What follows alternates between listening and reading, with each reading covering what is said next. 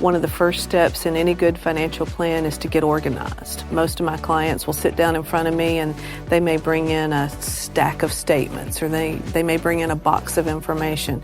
Our first step is to know what you have. So I would say gather information. Don't be afraid to find a professional you can talk with and just take action now. Find what you love at Total Wine & More. With so many great bottles to choose from at the lowest price, it's easy to find your favorite Cabernet or single-barrel bourbon with help from one of their friendly guides. And every bottle comes with the confidence of knowing you found something amazing. With the lowest prices for over 30 years, find what you love and love what you find at Total Wine & More. Visit TotalWine.com to learn more. Spirits not sold in Virginia and North Carolina. Drink responsibly. Be 21.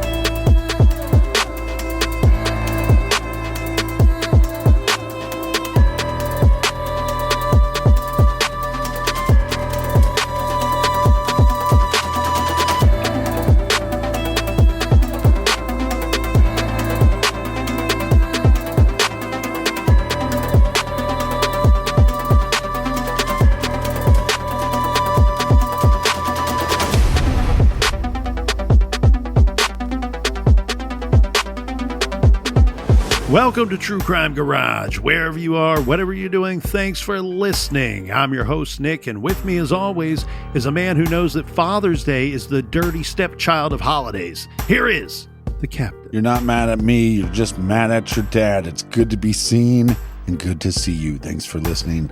Thanks for telling a friend.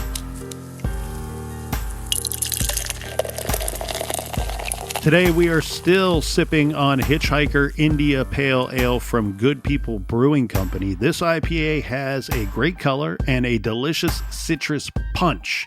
It's a full-on flavor profile with this beer. 7.8% ABV, so drink this one in your garage. Garage grade 4.5 bottle caps out of 5. And here's some cheers to our friends. First up, a big shout out to Johanna from Red Lion, Pennsylvania. And a big we like your jib to Jamie West and Katy, Texas. And last, but certainly not least, we have a shout out to The Back Door from Westfield, New York. Everyone we mentioned, they went to our website and donated to the beer fund. And for that, well, we thank you. Yeah, BWERUN Beer Run. The best way to support the show is tell a friend. Tell your mama, tell your papa, tell your cousins. Tell your ugly brother. Check out the podcast wherever you listen to podcasts and make sure you subscribe. Colonel, that's enough of the business. All right, everybody, gather around, grab a chair, grab a beer. Let's talk some true crime.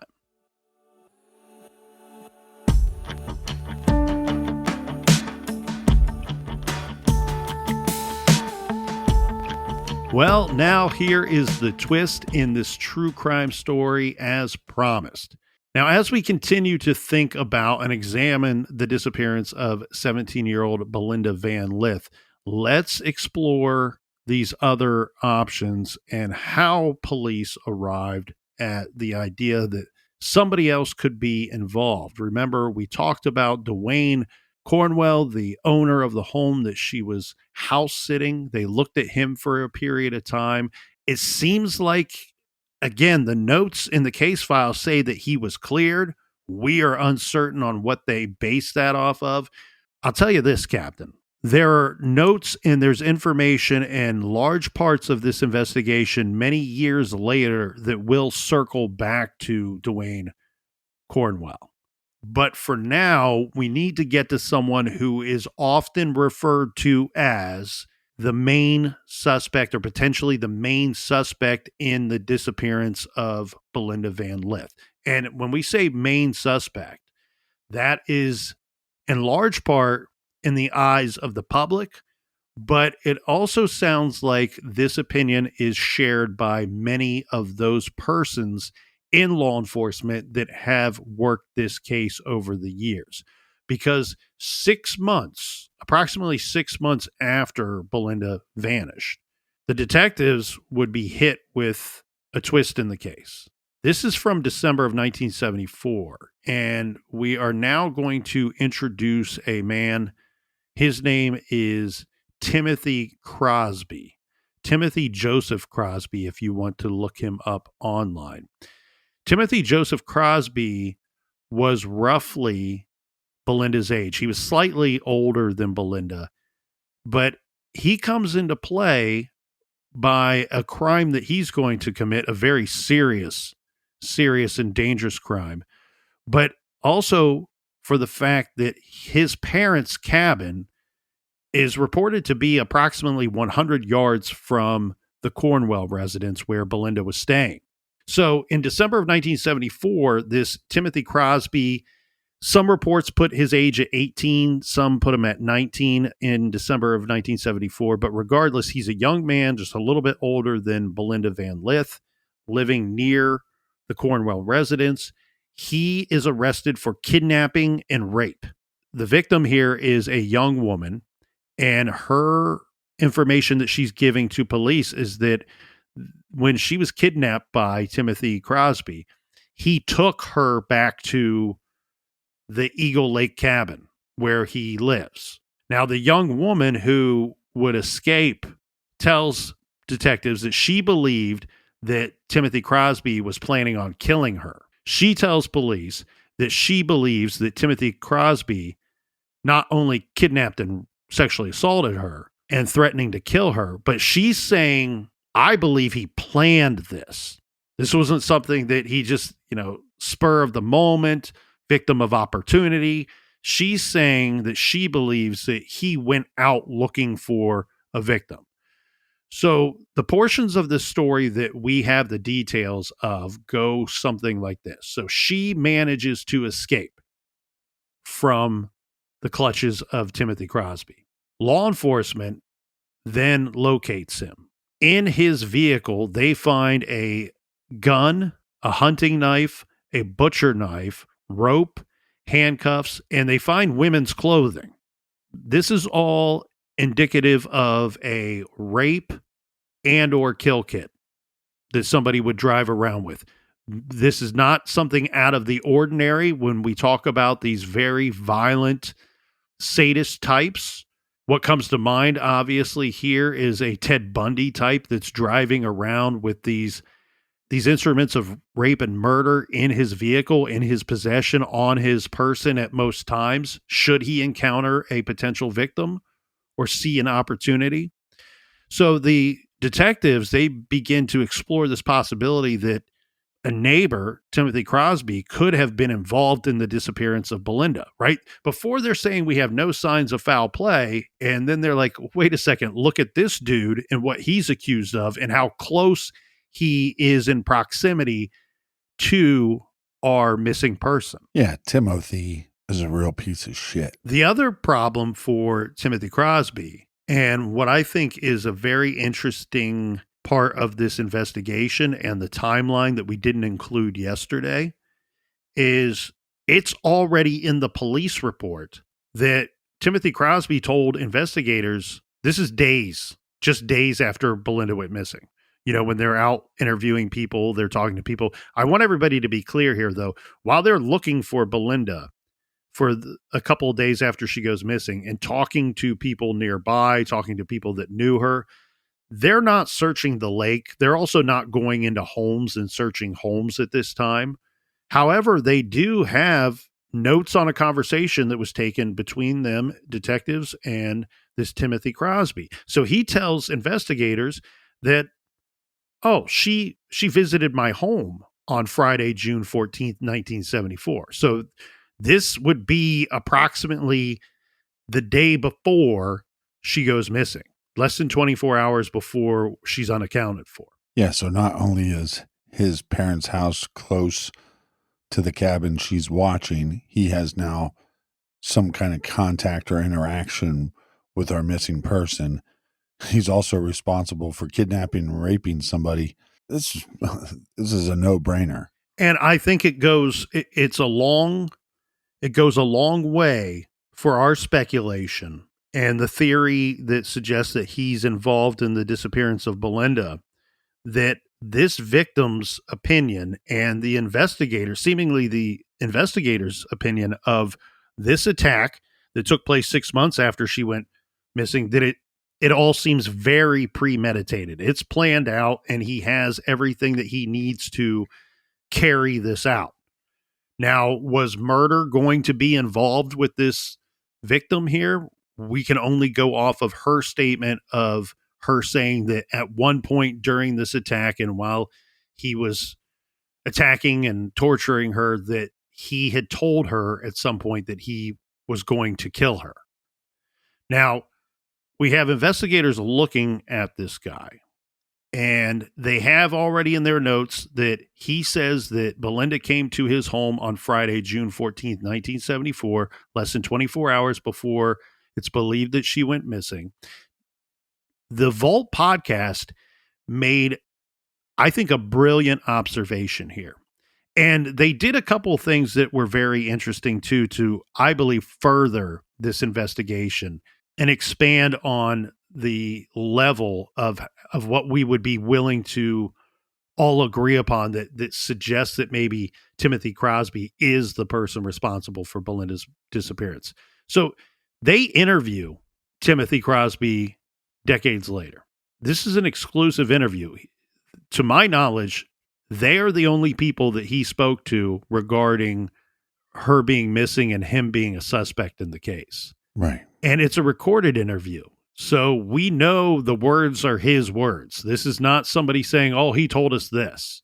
This is his words. And what his statement to them was, well, I don't remember seeing Belinda. He also says that he didn't know who she was. That doesn't seem completely crazy, because we have the VanLith family saying that, well, she was house sitting for somebody that we didn't know either. So he says, I didn't really know who she was. And I did not tell police that I saw her the day before she went missing. He says, again, decades later, what I told police was that I remember someone coming to the house and asking for my sister. And my sister wasn't home at the time. I told this person that, and she left.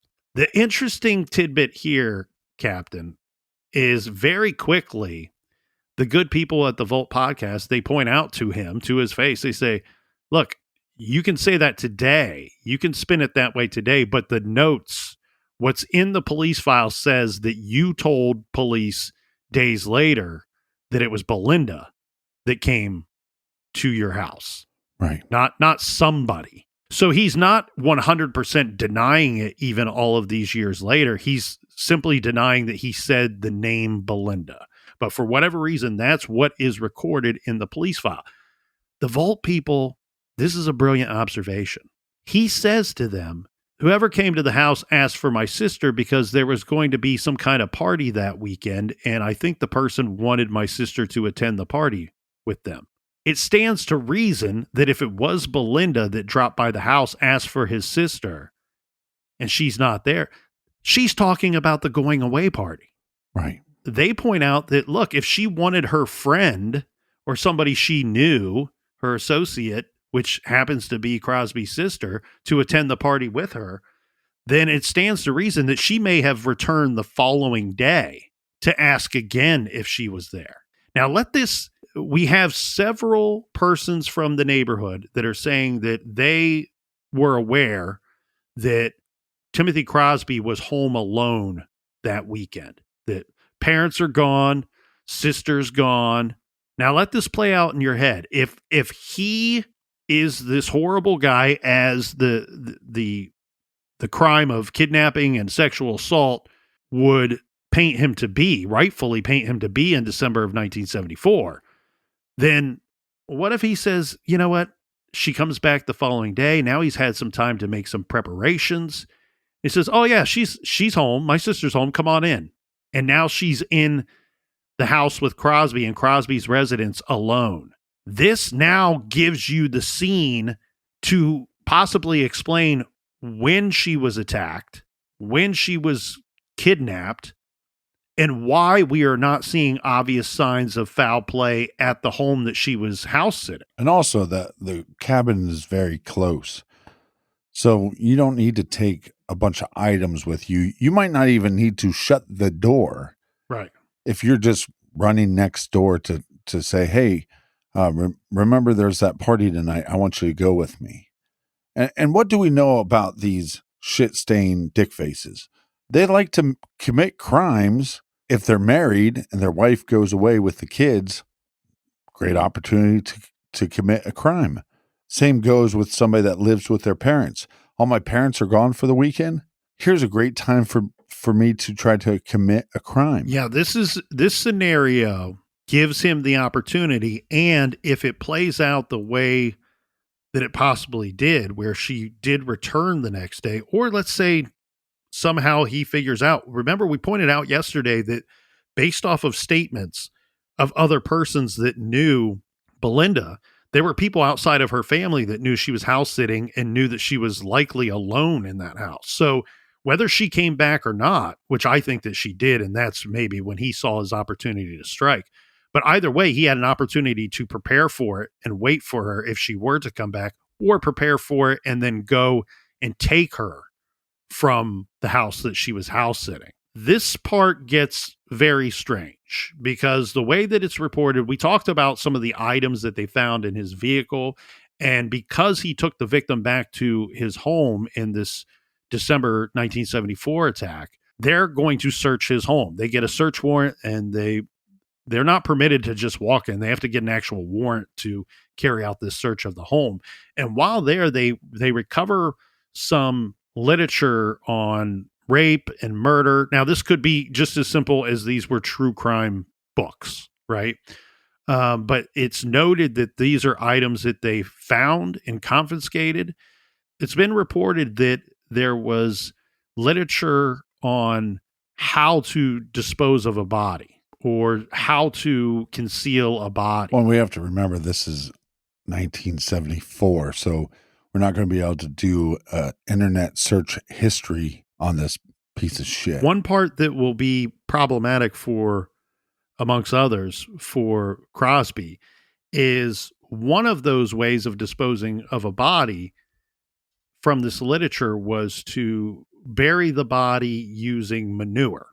It's been, I want to be clear here on this because it's been reported a couple different ways, but we have persons who later are telling police, oh, wait a second.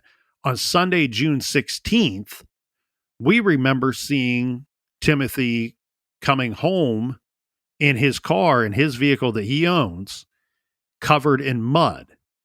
Now, other reports say that, oh, we remember him coming home in his vehicle and it appeared to have been covered in manure, which if that was the case, then that seems highly suspicious given that they confiscated material literature that talks about burying people in manure for the purpose of getting away with it. So this piece of shit is driving a piece of shit mobile. But also this lake, I think it's roughly 36 acres of lake. Yeah, it's not small. So that gives you plenty of areas that probably are not commonplace for people to go, that you could find a spot to bury a body pretty easily. The people that say that they saw his vehicle covered in mud or covered in manure or what have you, they report that they were led to believe by Timothy that he got his vehicle stuck in a nearby field, and that was the explanation he gave for whatever it was covering his and found on his car. From my understanding here, Captain, he does get charged in this particular case. He does receive some punishment, but it's never enough, right? If he intended on killing this individual, and I have no reason to believe that he didn't, if he was going to kill her and he premeditated this is, to me, we're talking about a budding serial killer. He's reading about it. He's studying about it. He's collecting items to carry out these attacks and these murders. He's going out looking for victims. And if he's responsible for Belinda's disappearance and then later this attack, he may already have one murder under his belt by the time he's attacking this woman 6 months after Belinda disappears. Well, and one of the things that we were talking about off the mic is I was telling you that in the Long Island serial case, that Rex has been charged with 2 more counts of murder, but also one of the things that they found in his house was a copy of Mindhunter by John Douglas. And in that book, he has all these notes on basically how to commit a crime and get away with it, how to commit a murder and get away with it. And he even has notes on, this is what I did in this one murder case, and I need to make sure I don't make that mistake again. Yeah, there are some of these types that are smart enough to study the persons that did these things before them. And I know in several cases where they are saying, I'm not just studying prior serial killers, I'm studying to find out what got them caught. Right. Or what complicated the investigation for law enforcement and how they, what worked, how were they able to successfully get away with it, and what also got them caught. And so some of these types are smart enough that it's not a trial by fire situation for them, because you get caught once, you're likely locked up for good, or maybe you get the death penalty. This is a situation where they go into it studying up and knowing what potentially would work and what potentially won't. So that's the big twist, right? Now is where we present the monster to you, the listener, and then have to examine the mystery of when did he start to perpetrate his string of horrible crimes, and how many victims do we have? What exactly is this individual responsible for, and how many has he hurt along the way?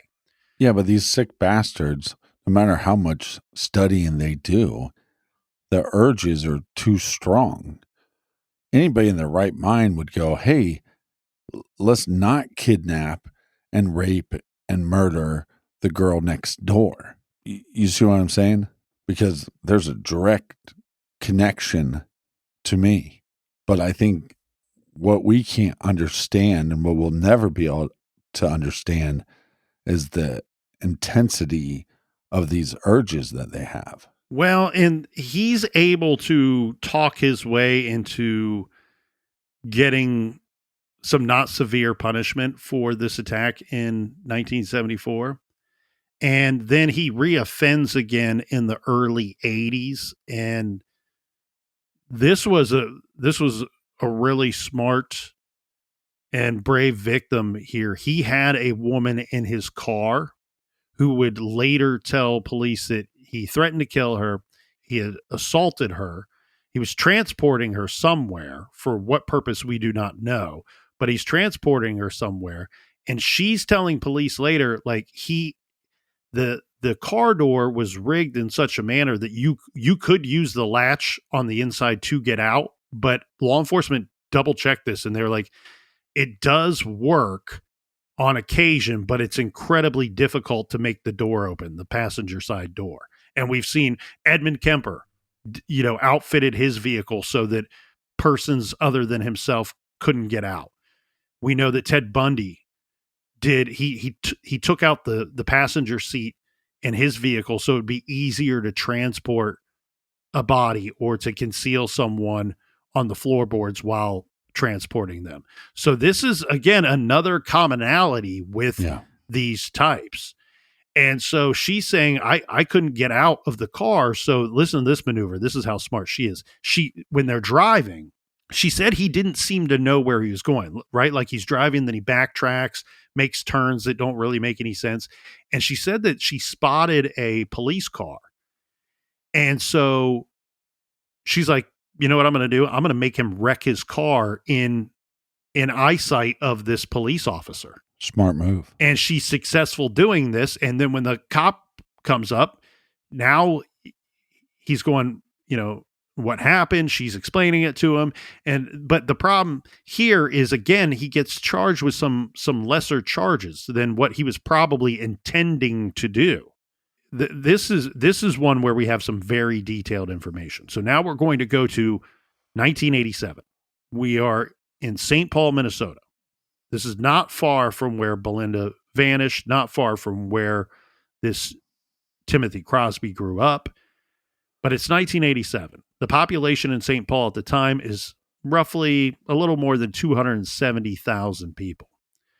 I was going to say good, hardworking people, but as we know, we quickly will see one of the St. Paul residents is not a good person at all. That would be Timothy Crosby.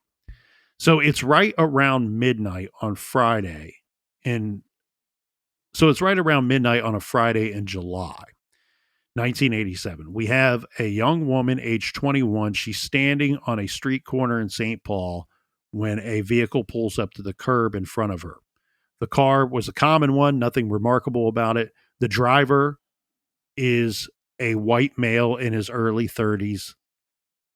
He rolls down the driver's side car window and tells the woman that it's still pretty warm out for the midnight hour. The young woman approaches the car. The two chat briefly before she agrees to get into the vehicle.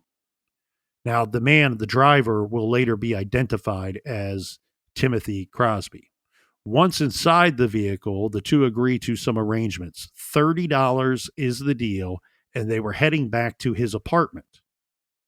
They arrive at his place after about 10 minutes of driving. They pull up and walk inside. He grabs a couple of beers from the fridge. She makes herself comfortable on the couch.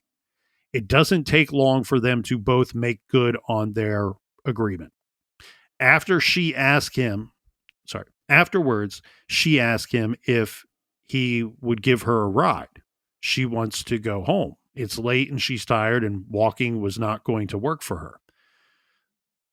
The man, Timothy, did not give her an answer. Instead, he stood up, stepped towards her, and faster than she could react to it, he puts his hands on her throat. He's strong and he's squeezing. She tried to stand up, but she couldn't. He's too strong. Then the corners of her eyes went black, and then all of a sudden, it all went black. Later, she wakes with no idea of how long she's been out for. She's awake, but she couldn't see. Her arms, her legs are tied down.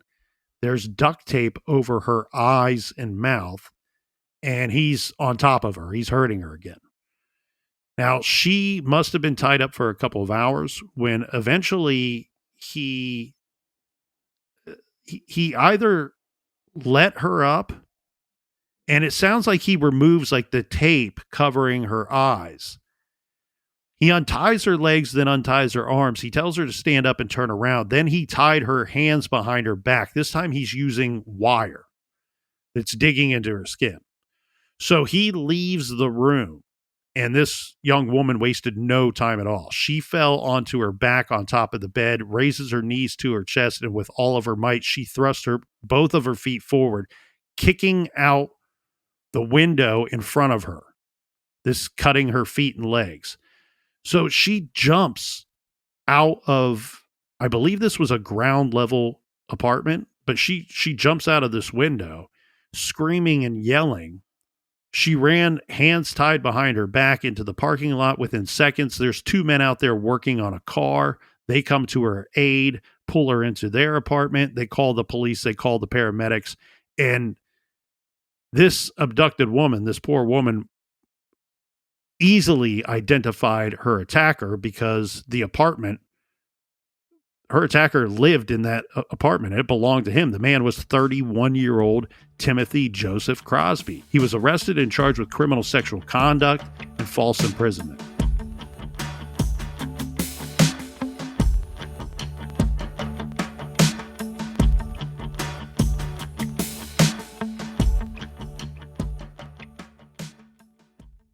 Every great romance story has a happily ever after. Two people meet, fall in love, and end up together for the rest of their days. Nancy and Dan Brophy were one of those couples. Dan was a chef who taught at a Portland culinary school. Nancy was a romance writer who filled her novels with sexy fantasies, betrayals, and murder. When Dan ends up dead, details of his murder that could have been ripped right from the pages of Nancy's novels become clues, and Nancy becomes a main suspect. So, this isn't a romance story. It starts with a happily ever after, but it doesn't end with one. Was Nancy just researching her next novel, or was she planning a murder? This is a story about what happens when the lines blur between fiction and reality. Follow Happily Never After, Dan and Nancy, wherever you get your podcast. The best part of spring cleaning takeaway is the post-clean clarity you get. It's kind of like when you find out that you've been paying a fortune for wireless when Mint Mobile has phone plans for $15 a month when you purchase a 3-month plan. It's time to switch to Mint Mobile. All plans come with high-speed data and unlimited talk and text delivered on the nation's largest 5G network. Use your own phone with any Mint Mobile plan and bring your phone number along with all of your existing contacts. Ditch overpriced wireless with Mint Mobile's limited time deal and get 3 months of premium wireless service for $15 a month. Think about all of the money, how much money you will be saving by switching to this amazing, brilliant plan that is delivered on the nation's largest 5G network.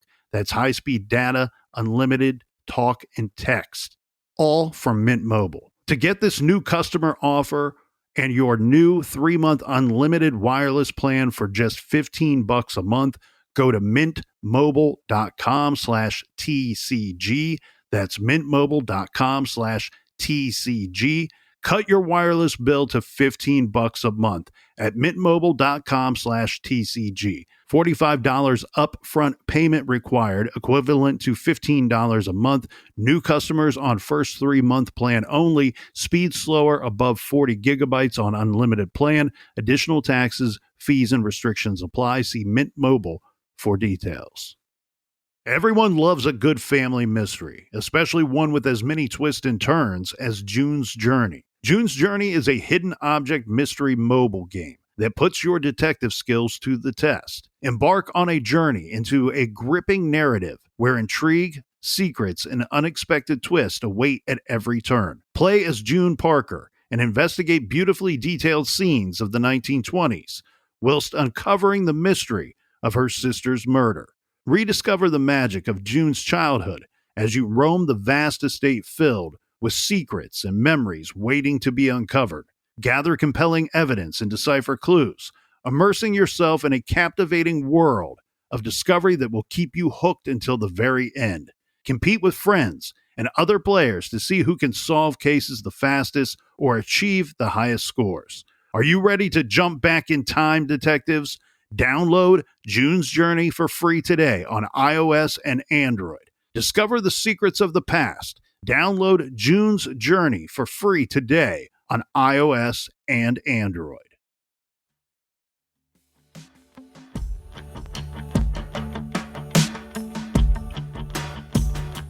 All right, you beautiful people, we are back.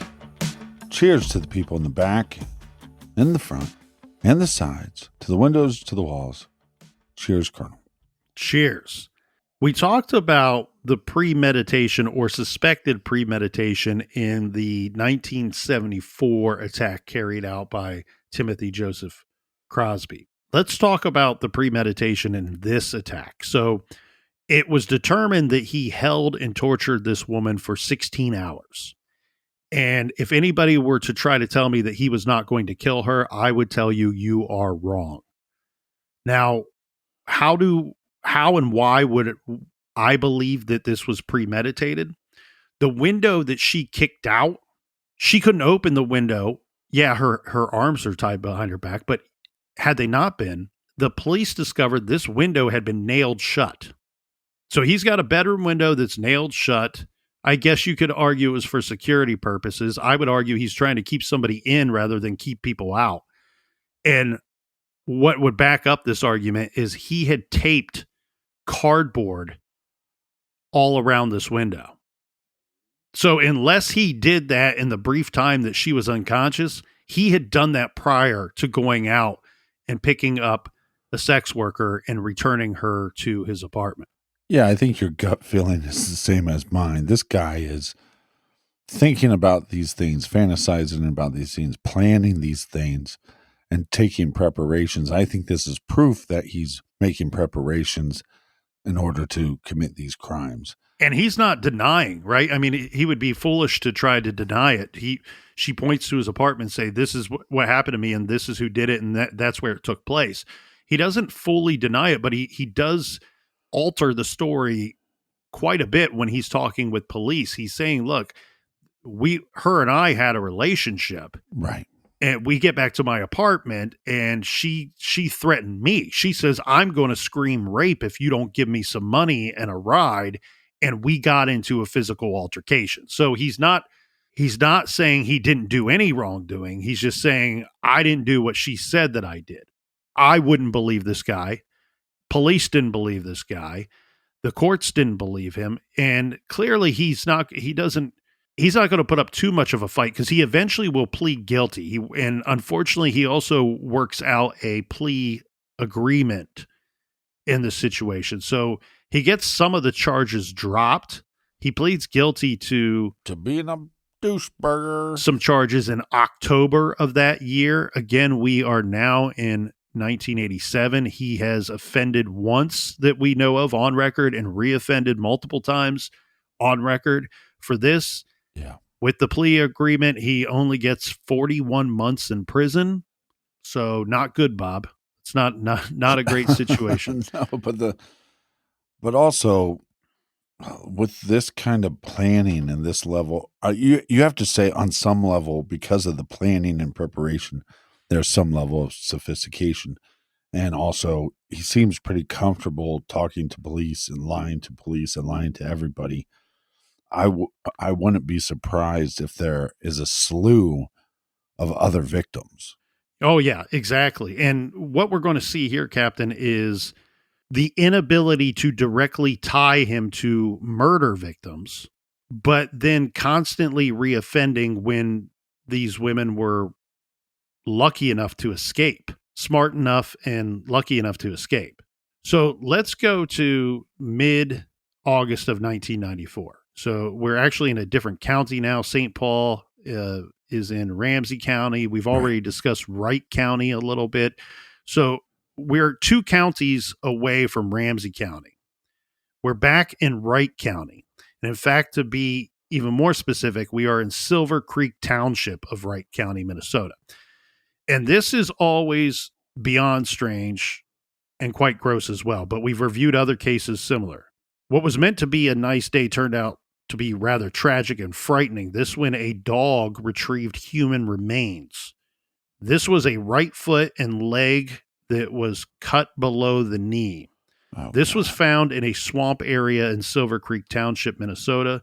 This, according to reports, was the 3rd discovery of its kind in about a year's time period. So in the fall of 1993 to the summer of 94, Wright County Sheriff at the time was Don Hosenpaw, said that the discovery could be linked to the September 1993 disappearance of 31-year-old Martha Bacon.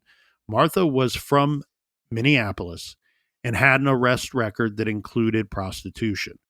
Now, as to the other discoveries, in October of 1993, so after this poor woman went missing, dogs from the area dragged home a hand and a forearm that was later confirmed to belong to Martha Bacon. And then they dragged home her arm and leg bones a few days later. This is the farmlands area in northern Wright County. This is where we have swamps that edge up close to gravel country roads. The sheriff tells reporters that it would be easy for someone to simply fling human body parts from the roadside into a watery grave, adding that the person who did this was probably a former resident, a hunter, or traveler who was familiar with the area. And this area is basically the area west of Monticello, according to the sheriff. Okay, he says former resident, hunter, traveler, someone who is familiar with the area. That leaves a whole lot of people and a whole lot of possibilities, but it does not exclude RPOS that we've been talking about today. Timothy Crosby, as we know, and we already discussed, lived and grew up in Wright County. But even though this is a separate discovery, we still believe that this is the same victim. Yes, and that's what the sheriff was saying at the time. He's like, it would make sense that unfortunately, that we're just now recovering more of the same victim. He does go on to clarify that the third of discovery of its kind, was approximately a mile and a half from the others. But he does go on to say that this discovery is different and better for their investigation, because in the other cases, the other two cases, when the dogs came home with remains, they were simply out running wild and returned. They had no idea where or how far the dogs could have ventured and then brought that back. Right. Here, he's saying it's quite different because this dog was with its owner, and the owner was a hunter. They were walking the area together when the dog made the discovery. The unfortunate part, though, too, for the investigation and all parts of this, in fact, is on all three occasions, they did put together a team of dozens of people to search the immediate area where the remains were recovered or brought to a location. And all three of those searches turned up nothing. The sheriff stated that their reports were that Martha Bacon was last seen around 1 a.m. September 27th or 28th, 1993 on a North Minneapolis street.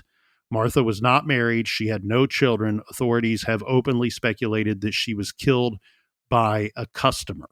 So we're talking about a situation where this is a murder that no one has ever been able to confirm that Timothy Crosby is responsible for.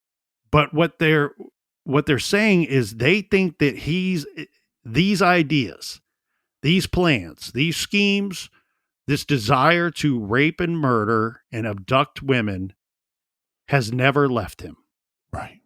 And he was in the area, and they're starting to say that, look, we have a problem here, and a lot of us collectively are saying the problem is Timothy Crosby.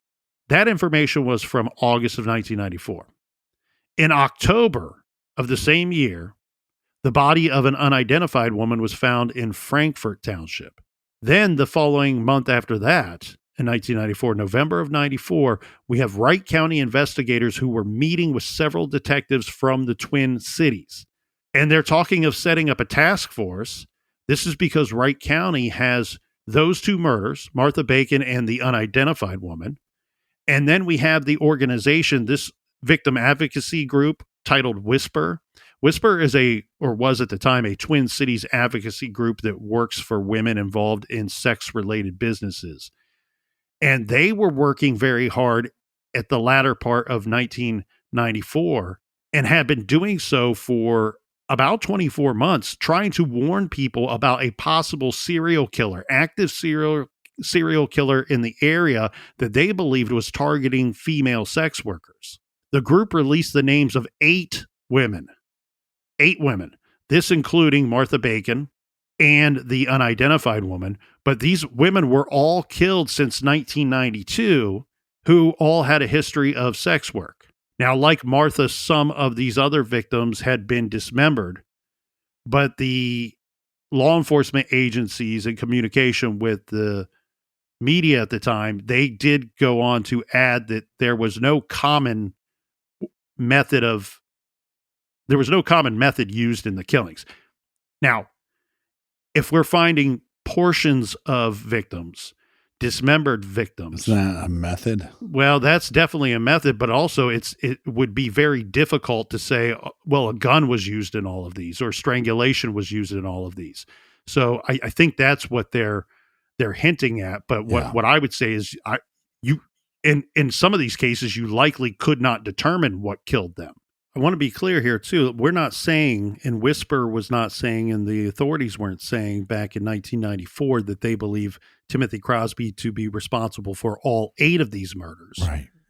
They weren't even saying that they believe, but it's as it sits today in 2024, there's a lot of people that believe he is responsible for a portion of those 8 that we just discussed. He's definitely capable of it.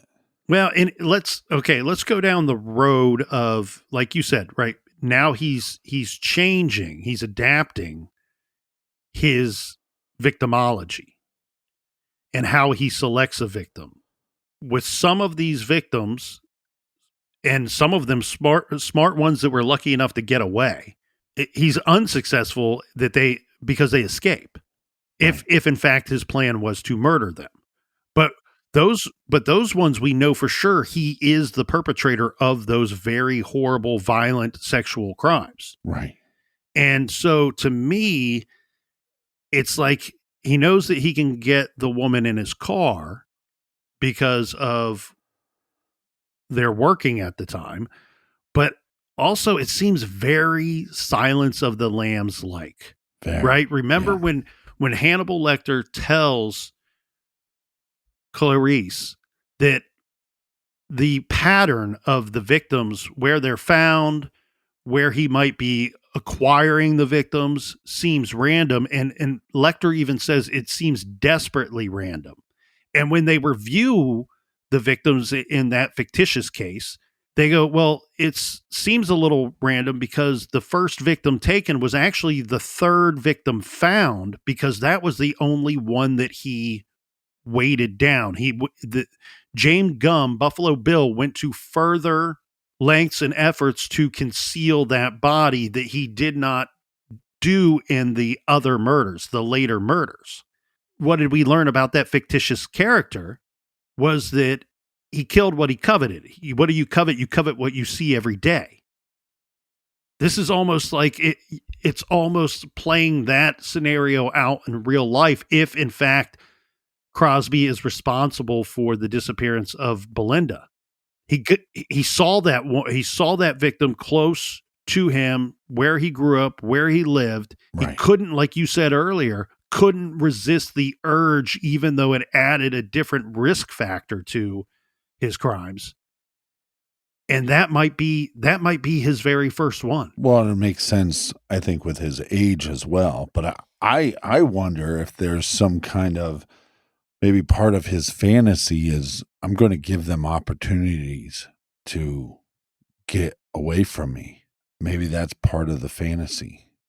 Who knows? Because there's just, like you said, there's a handful that have got away, and the ones that got away, we know exactly who's responsible for those crimes. Yeah, there were, it looks like 3 or maybe 4 that got away. So I guess some could make the argument of, well, he was unsuccessful. If he were to be a serial killer, he would have been unsuccessful in those cases. So maybe he's not responsible for Belinda, and maybe he never carried out, never actually killed. We do know that he remains, thankfully, he's locked up still to this day, because, and we'll backtrack here in a minute, but in 2009, the district court committed Timothy Crosby indeterminately as a sexually dangerous person and sexual psychopath personality, predicated on a finding that Timothy Crosby re-engaged in a cycle of sexual misconduct. This is over and over and over again, going back to 6 months after Belinda went missing. And then every time he's busted, they're finding in his possession literature, videos, images depicting behavior consistent with his own prior violent sexual behavior. So they're basically saying like what John Douglas told us when we interviewed John Douglas a while back, when he said, the worst of the worst, you cannot rehabilitate somebody who's never been habilitated in the first place. And so a person like this, who just keeps reoffending and he keeps carrying out very similar, very violent crimes, every victim saying he was going to kill me. Ultimate shitbag. This guy's just going to keep doing it. So the system in Minnesota creates this I'm not going to call it a loophole, but creates this standard of, hey, you reoffend, you do X, Y, and Z, and we're going to figure out a way to keep your ass off the streets for good, because nobody's safe. There's not a woman, not a female safe in the area if this guy is out walking around. Ass off the streets. That's going to be one of my slogans when I run for president. Ass off the streets. And look, there's other information that we just didn't have time to get into. There's other attempts at assaults. There's other assaults. There's other victims that have been named over the years that many people think that he is responsible for, persons that were killed. And again, everything we can see about this guy is he's reenacting and has so many shared characteristics and tactics of people that we've reviewed that have killed 3, 4, 5, a dozen different women. I'm just thankful that he is locked up. Now, let's keep in mind when they busted him in 6 months after Belinda went missing for that attack, I think that one misstep, they found women's female clothing in his possession. A misstep there was they didn't show that clothing to Belinda's family to ask, could it have belonged to another victim? Instead, these items were returned to his family as they were his possessions. You might have found these items in his possession, but they may be evidence of prior crimes, rapes or murders or kidnappings. And the big problem with Belinda's case is we don't have answers. We have a pretty good idea of who's responsible for her going missing, but unless, look, this is just my opinion, unless they somehow discover her body or somehow, piece of shit Timothy, when he's in jail, decides to confess to the crime and give some kind of details. It's one of those cases where it feels closed, but it's not closed. Yeah. Well, and keep in mind too, so we talked about those 8 murders and we talked about the good work that the advocacy group Whisper was carrying out, trying to warn everybody in the area for 2 years that they believe these 8 missing or murdered women may have all fallen prey to a serial killer that was hunting female sex workers in the area. Yeah. Do the math, right? Like he gets his 41 months sentence at the end of 1987. Well, these murders start taking place in 1992. He's out. He's out at this time, and he's not out for very long. And again, I think that cycles back to something you were talking about prior, that we do not understand the urge and the power of that urge that these guys seem to get, that some of them get. And so he's out. He knows the consequences. He absolutely knows the consequences because he's been caught and locked up before. Yeah. But he's of the type he cannot stop himself. And I think a large part of that is because the sex, the murder, the rape, that's all a part of it for him. Some of these women, look, that he's picking up, he could have paid money and they probably would have agreed to stay willingly with him for a night or a weekend. But that's not what he was after. He's just trying to get somebody in his car so he can rape, murder, torture. Yeah. That's what he is about. And Belinda's case, unfortunately, all these years later, remains an open case. They're still looking for her. If in fact he did use manure, I know that when in Back to the Future with Marty McFly, when he vandalized Biff's car, Biff immediately was able to tell that it was manure and not mud or dirt. Again, some of the reports are people stating that they saw manure. They thought manure was on covering his car after Belinda disappeared. This is just days later. Others saying that it was dirt or mud. So I don't know what we could base that off of. But if it was in fact manure, is highly suggestive of him successfully carrying out a crime that he was studying for, based off of the literature and the items that were found in his home, recovered from his home and from his vehicle. And manure would rapidly speed up the decomposition process. People use it can be used for farming or for gardening. But people that have knowledge of manure know that you don't want to try to grow something in manure right away. It needs time to break down. It needs to be mixed with things.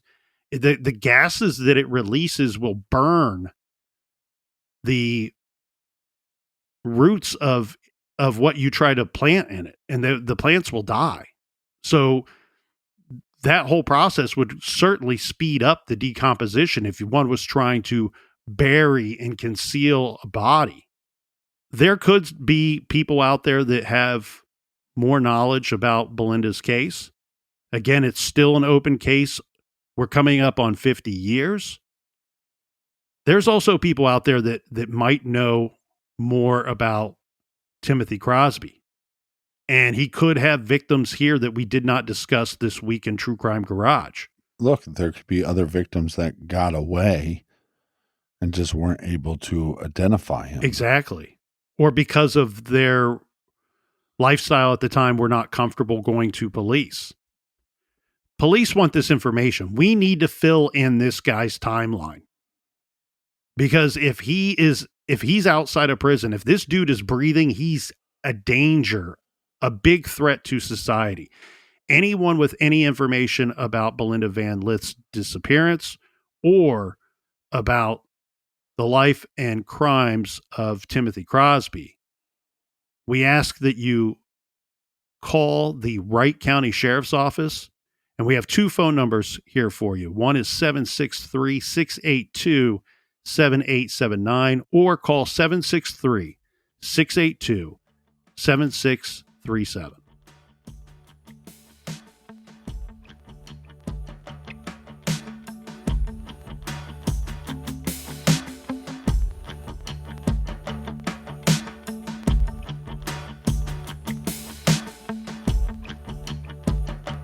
I want to thank everybody for joining us here in the garage for everything true crime. Check out truecrimegarage.com. And while you're there, sign up on the mailing list. Colonel, do we have any recommended reading for the beautiful listeners? Let's give out a little bit of recommended listening. And I guess some reading goes along with this as well. This is the Vault podcast. For several months, Forum News Service worked with the VanLith family, reviewing all 1,200 pages of the Belinda VanLith police file and conducted an exclusive interview with the main suspect in the case. The investigation reveals the details in a thorough yet stalled investigation that spanned decades and included multiple investigative agencies, search warrants, detailed interviews, and land excavations. Again, that's the Vault podcast, and that's in partnership with the inform.com people. So if you want to do some reading, do it over at inform.com. And for that recommendation and many more, go to our website, truecrimegarage.com. And until next week, be good, be kind, and don't litter.